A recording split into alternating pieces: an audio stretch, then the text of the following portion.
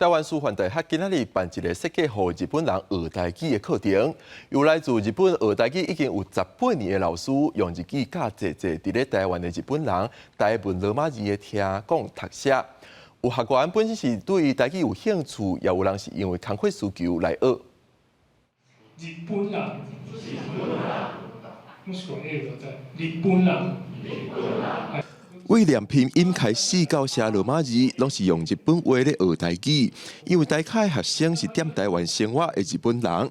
亲像这位伊娃沙娃小姐本身是演员，踮台湾2年多，因为搬戏爱讲台语，家己也咧做台湾文化研究，就来报名这个台语课。我的研究就是日据时代的台湾戏剧，然后最近那个台湾的当代戏剧用台语来表演越来越多。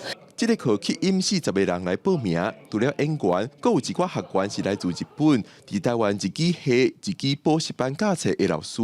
因可能伫台湾嘛生活一段时间，伊嘛感觉台湾话那像真趣味，嘿，啊无大家咧笑，因拢听无吼，也是讲较深的艺术的物件，拢听无。台顶教这台语课的是来自日本教研究社会科的尤西达老师。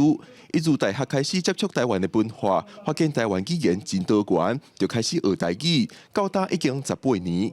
有关台湾的册，拢是咧讲，就是台湾民主化，即马民主化语言嘛是自由化。然后呢，既然我想要去台湾，我敢若会晓讲华语是无够。移民署统计到9月，台湾有超过16000个日本人。台师大发现这个人，则因为无晓讲台语，会减少甲台湾人交流的机会。这个设计予日本人的台语课，是台师大语文学国际化的计划之一。